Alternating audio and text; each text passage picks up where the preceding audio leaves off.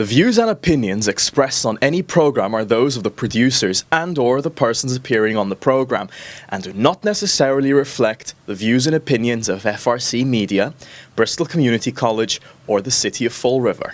This week on FRCmedia News, mixed results for city schools as the state releases this year's MCAS test results. The City Council passes an ordinance against illegal camping on public land, and a peer-led recovery support center in the city is making a difference for those battling addiction. All this and more coming up.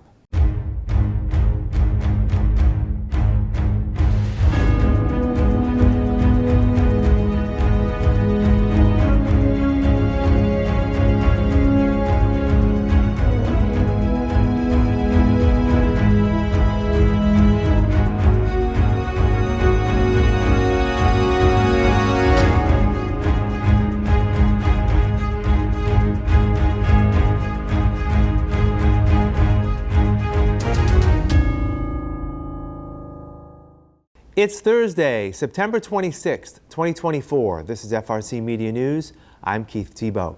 The Massachusetts Department of Elementary and Secondary Education has released each school district's 2024 MCAS test results. Scores at Fall River's elementary and middle schools held steady, while there was a decline for 10th graders at Durfee High School. The MCAS tests students' proficiency in English, math, and science in grades 3 through 8 and grade 10 in high school. At the elementary and middle school levels, 20% of city students either exceeded or met expectations in English. That's down from 22% in 2023. The statewide average is 39%. In math, 20% of students exceeded or met expectations, up from 19% last year. The statewide average is 41%. And in grades 5 through 8, students taking the science test exceeded or met expectations at an 18% rate, the same as a year ago. That compares to 42% statewide. 10th graders at Durfee saw scores decline in all three subjects from a year ago. In English, 31% of students exceeded or met expectations, down from 38% in 2023. 57% of 10th graders statewide met those standards. In math, Durfee students exceeded or met expectations at 15%, down from 22% last year and compared to 48% statewide. 17% of 10th graders met the standards in science, down from 22% a year ago and 49% statewide. Mayor Paul Coogan says the school department continues to find ways to improve MCAS test scores across the district. We want the high school to do better.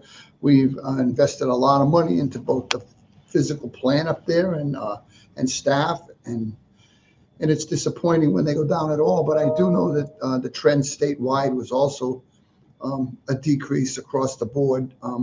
Some, as you said, some did better. Others, hopefully, didn't struggle as much as we did. But at the same time, we're disappointed when any of our scores go down. Diamond Regional Vocational Technical High School 10th graders exceeded state standards in English, with 67% of students exceeding or meeting expectations. Math and science scores were in line with state averages, with Diamond scoring 48% and 49% respectively. At the Argosy Collegiate Charter School, students in grades 6 through 8 met the standards in English at 14%, math at 17%, and science at 19%. 10th graders scored 35% in English, 30% in math, and 22% in science. At the Atlantis Charter School, elementary and middle school students met standards in English at 26%, math at 21%, and science at 28%. 10th graders at Atlantis scored 46% in English, 38% in math, and 29% in science. The school committee and the Fall River Educators Association met again this week, looking to come to terms on a new 3-year contract. Teachers have been working without a contract over the first month of the year. The FREA is seeking wage parity with other districts of its size in the Commonwealth. This week, the union submitted a new wage proposal based on teacher seniority. It's looking for a 7% increase for lower step teachers, with an 8% raise for those on the higher levels in year 1. In years 2 and 3, the FREA seeks a 7% and an 8.5% hike based on seniority. The city has not moved from its proposal of 7% and 8% in year 1 and 5% for all levels in years 2 and 3. Bargaining sessions are slated to continue next week. The Fall River City Council this week voted to approve an ordinance that would penalize illegal camping on public property. The measure came about after residents across the city complained about individuals at homeless encampments trespassing, littering, and being a nuisance to the neighborhood. The U.S. Supreme Court this spring ruled communities have the authority to restrict encampments on public property. For the second straight meeting, those sympathetic to the plight of the homeless in Fall River came out to urge the council not to pass the measure. Christopher Conlon has been homeless for over 2 years and says forcing people to leave their camps puts them in a state of fear. I know that from my own experience, and that's the only thing I can speak of, is only from having a safe environment for them. Then they are uninhibited by fear, which shuts us off from a new experience, right? God, let me forget what I think I know so I can have a new experience. And the new experience isn't fining people for this stuff. It's not taking their tents or forcing them into a state in which they don't want to exist, right? Because all you're doing is you're just making the problem worse, I feel like.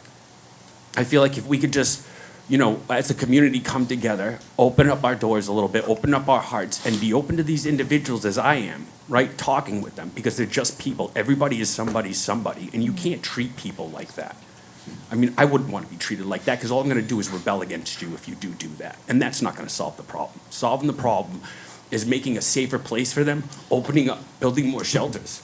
Reverend James Medley from the Church of the Holy Spirit suggests the city is focusing on the wrong issue when it comes to homelessness. This is an ordinance that, again, in just my opinion, is that we're trying to hide the problem and not address the problem. If people don't have a place to stay, if they don't have the money to go to a hotel, if the shelters are full, or if the shelters won't take someone because they happen to be an addict and are currently an addict, you're just hiding the problem. We're not trying to fix the root causes of homelessness. More shelter, affordable housing, as the gentleman before me said, places where we can have compassion and empathy and kindness. This ordinance, again, to me, does not strike me as compassionate, kind, or empathetic. Laura Sampson was the lone counselor in opposition to the ordinance, saying more work needs to be done to find solutions to the city's homeless problem. I believe we need this ordinance, but I also believe that we need to put some work behind it and get some solutions before we approve this ordinance. In my world, there's a slogan: sometimes you have to go slow before you go fast. So we need to take a look at this, do it properly, or we're just going to continue to move people around. I am probably in the minority here, but I can't, in good conscience, move people out of these camps, move them with nowhere to put them, and there's nowhere to put these people. Councilor Michelle Dion says the city has been working on the plight of the homeless for over 2 years, with consideration to both the homeless and property owners impacted by the encampments. But I don't think we can just sit idle, because I feel like the longer we have sat idle, the longer it goes on. And we never had anybody come down here and say, we can offer a solution. Never had a sheriff come down here and say, oh, I can give you an option on housing, until this ordinance came up. So guess what? It already had an effect. It already had an effect. People are now finally starting to think. People are talking more about ways to house these people. So if that's what this ordinance does, I'm all for it. To help these people, get them out of the encampments, put them in a safer place, and make our community a safer and a better place. Enforcement of the new ordinance now falls with the Coogan administration and city police. The mayor says tackling the issue continues to be a difficult one. This is extremely challenging. You have so many factors that are pouring into this. I have been there when we have open beds and spots to put people in the winter when they will not come in. You can't talk them into coming in. I don't know of any city that had success arresting their way out of homelessness. If that worked, then I believe we'd all be doing it, whether it's Lawrence, Lowell, Fall River, New Bedford. That doesn't work. FRC Media is conducting interviews for those in favor and opposed to the 5 ballot questions in this year's state election. Today we focus on question 2, eliminating the requirement for high school students to pass the MCAS test to graduate. Voting yes will eliminate the graduation requirement. Voting no will keep it in place. Former Fall River Mayor Ed Lambert, currently the Massachusetts Business Alliance for Education's executive director, is part of a group asking voters to vote no. He says that in the 20 years since MCAS has been a requirement, it's been a fair assessment in measuring student success. For greater equity and for greater quality of educational experience, we should have high expectations for all students, not just for some. And so we need to measure student progress. We need a common assessment to do that. One of the reforms in there was the MCAS exam. And as part of that, what we determined was, rather than having 300 different local graduation standards, we would have a state graduation standard, and we would help every student achieve that standard. And that has worked. MCAS scores shot up, graduation rates have gone up, dropout rates have gone down, and student achievement has improved for all students, both collectively and within certain subgroups of students. And Massachusetts, since '93, has gone from being about the middle of the pack nationally to first in the nation. We don't want to go back. We don't want to dismantle some of the reforms that we think have produced a strong public education system in Massachusetts. 5th grade educator and vice president of the Massachusetts Teachers Association, Deb McCarthy, says when MCAS first launched, she supported the requirement. As time passed, she saw how, in the view of those supporting question 2, the test started to discriminate against some student learners. It is really important to acknowledge that the MCAS is not a standard, that we have gold standards, the best standards in the country, that the MCAS is an event, an assessment that repetitively hurts the same type of learners, and it is not allowing all students to succeed. The test itself is not the measure of the depth of the content that aligns with the standards, but it is a skill set. And so what is happening is students who are good test takers excel at the expense of students who are strong academically September through June, but are not sometimes the best test takers. Mr. Lambert says if passing MCAS is eliminated, the only requirement for students in the state to graduate will be to complete 4 years of physical education. And those he meets within the business community are concerned future employees will not have the skills to compete for high-skilled jobs. Business leaders in the organization that I represent, of course, are also concerned about constrictions in the talent pipeline. If you look potentially even post-COVID, the workforce challenges ahead in Massachusetts are pretty intense and severe. And so we want to make sure that the standards stay high in schools across Massachusetts. So yes, so one South Coast Chamber, most of the chambers of commerce, most of the business industry sectors are opposed to the question. But to be clear, when those business leaders, and this organization actually played a key role 30 years ago in bringing about the Ed Reform Act, it wasn't just about the talent pipeline. It was also about equity. You can't have a strong Commonwealth if you have different educational standards for students based on where they live, or their zip code, and things like that. We should have a single high standard for every student to achieve, and then it's our responsibility to make sure those students can achieve that standard.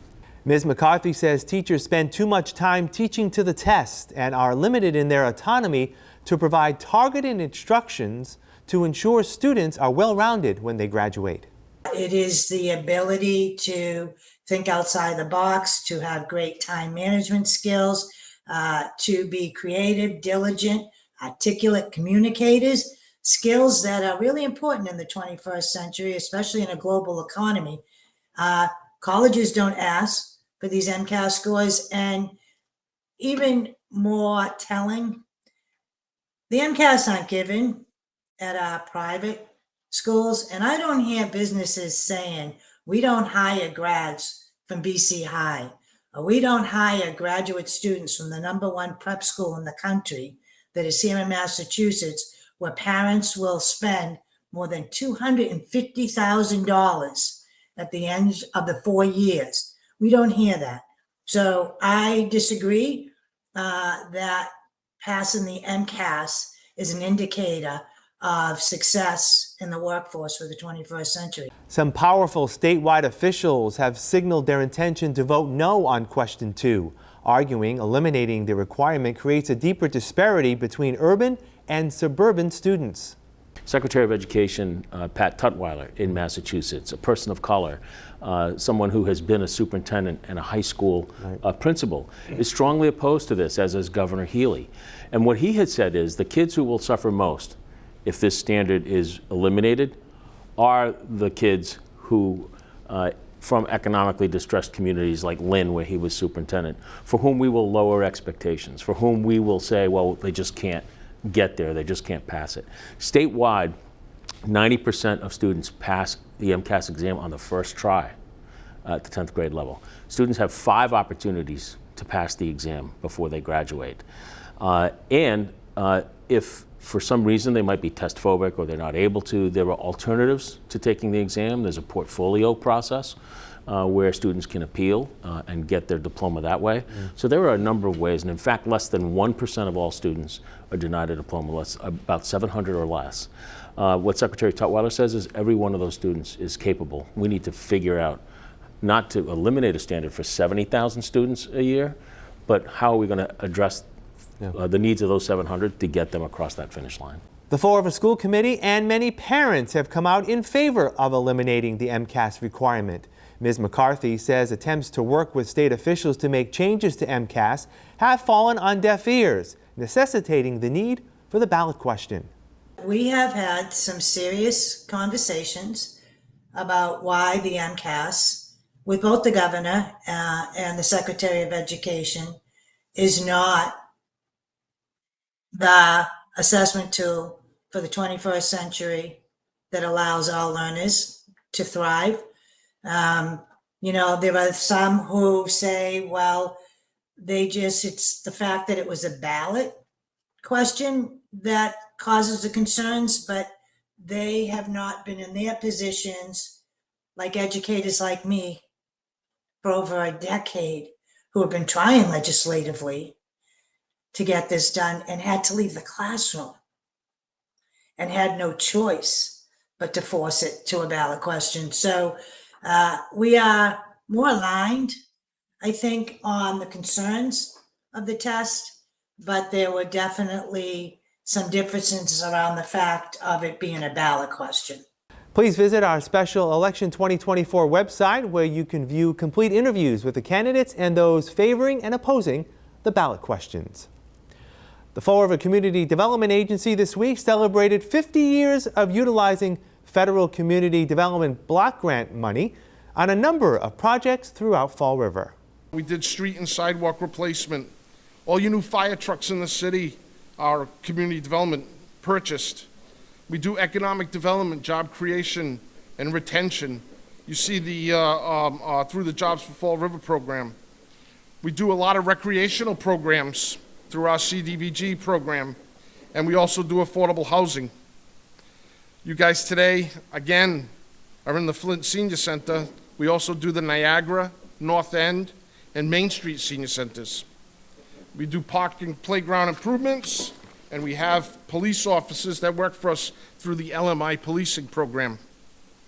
You know, the CDBG program has made a tremendous impact on all of our lives, and this funding has played a key role, and we need to keep this program going. We'll be back with more FRC Media News right after this. Here are some job descriptions on the latest hot jobs list from the Mass Hire Fall River Career Center. Mechanical Engineer Manager, L3 Harris, located at 275 Martin Street, seeks a full-time mechanical engineer manager, responsible for providing technical direction in managing the direct day-to-day activities of the mechanical engineering team. Job number 214-77767. Executive Chef, Sodexo, a food service company, is looking for a full-time executive chef. responsible for implementing and standardizing all culinary systems and procedures for St. Anne's Hospital. Job number 214-784-57. Warehouse Associate, Fastenal Company, located at 565 Commerce Drive, is seeking a part-time warehouse associate, responsible for making local deliveries with a company vehicle and maintaining inventory. Job number 214-81108.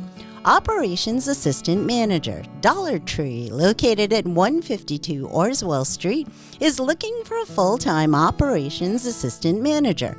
For more information, call 508-689-1137. Invigen Pharmaceuticals, located at 927 Current Road, has an immediate need for the following full and part-time positions. Facilities Maintenance Tech, job number 214-81817. Pilot Plan Documentation Specialist, job number 214-69663. For more information about these or other positions, visit Mass Hire JobQuest at jobquest.dcs.eol.mass.gov or call the Mass Hire Fall River Career Center at 508-730-5000. Welcome back. Unemployment in Fall River fell a tad last month. The jobless rate for August is 6.4%, down from 6.5% in July. The rate for August of 2023 was 4.9%. Similar trends were seen in the suburbs of Fall River and regional gateway cities. The state's unemployment rate rose 0.2 of a point to 3.7%. Stepping Stone's peer-to-peer program is a support center for those recovering from a substance use disorder. Every staff member and volunteer is also in recovery, bringing lived experiences to aid those seeking assistance. Our door is always open. There is no referral needed or to sign up in order to utilize the center.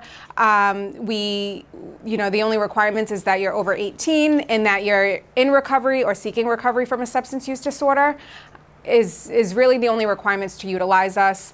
Throughout the day we do facilitate groups. They're all peer-led. Our main goal is to bring awareness to the different pathways of recovery. A lot of times most people are used to the standard 12-step fellowships, and that's all available. That's the only thing that is available in the community. So recovery support centers are really meant to introduce people to multiple pathways and to empower people and walk alongside them and support them throughout their journey. So we introduce the multiple pathways, and we have a variety of different kinds of groups, as well as our peer-led groups. Last week, Peer-to-Peer celebrated National Recovery Month by hosting a community event at its center at 175 North Main Street. Every member of Peer-to-Peer is encouraged to contribute to the center's success. Our peers and our membership in our community do dictate a lot of the things that happen here. We want to make sure that they know that their voice can be heard and it's valuable and they have a say in what the support that we offer is. So, we do have bi-weekly community meetings that allows them to voice their decisions and what they want to do. So we do recreational activities. We might go, we try to do one once a month. So we might go to an aquarium, we might go hiking. We've gone to Six Flags, we've gone all kinds of different outside events, the movies. So that way people can enjoy their time in recovery and realize that they can have fun in recovery. We also, do a lot of internal events. So we have, our yearly recovery day. We also, every time there's a major holiday, we make sure to bring everybody together, so that way there is somewhere to go and celebrate those things with who they consider their family. Peer-to-Peer was formed in 2016 and has become a resource for many who are winning their battle against addiction but need additional social support. And the efforts at the center appear to be working. I think the number one thing that we hear over and over again from our community is it's a place that they feel safe at. It's a sense of community, it's a sense of connection, and it's a sense of family. And it's a place where they can find purpose. I think, sometimes that's a key thing that people who struggle with substance use disorder lose along the way. And this place can really bring that back for people, whether they're, helping out with some of the events that we do, whether they're cooking for the community, whether they're facilitating a group or sitting at the desk and greeting people, or just being someone who offers one-on-one support to their peers. So I think those are the key things that I hear along the way is purpose, safety, community. We will wrap up FRC Media News right after this.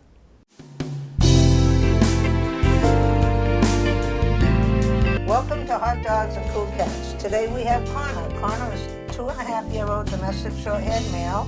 He's very sweet. He does have an old spinal cord injury. Sometimes he's better than others, sometimes he's a little more sensitive, but he should refrain from jumping a lot and stuff like that, just so he don't land the wrong way and hurt himself. I think if he jumps and lands the wrong way, that's when it bothers him the most. He is a very friendly cat. He loves to play. He does love to curl up next to you and cuddle with you. Can't be with any dogs, and he prefers female cats over males. He will be good with kids as long as they respect his space and, his cues when he's had enough. But other than that, he'd make a great addition to any family. If you'd like to meet Connor, come on down to 300 Linden Street, Fall River, Mass. Give us a call, 508-677-9154. Today we have Bina. She is a 17-week-old Yorkie and Norwich Terrier mix. She is your typical puppy. She is a crazy goofball, loves to play with her toys, loves to roll in the grass. She did unfortunately come to us as a stray. Good in any type of home. She is little, she doesn't bark too much, so she could even be okay for an apartment setting. So because Bina is a Yorkie Norwich Terrier mix, she does have a coat that will need grooming, so probably every 2 to 3 weeks she would need to see a groomer for a little trim up, just so those crazy bangs of hers don't end up in her eye. She'd be good with kids. She also does well with other dogs, and because she is a puppy, she would probably be okay with cats as long as she had some time to get used to them. If you are interested in meeting Bina, you can come on down to 300 Linwood Street in Fall River. You can also fill out an application on our website, foreverpaws.com. Bina would love to meet you.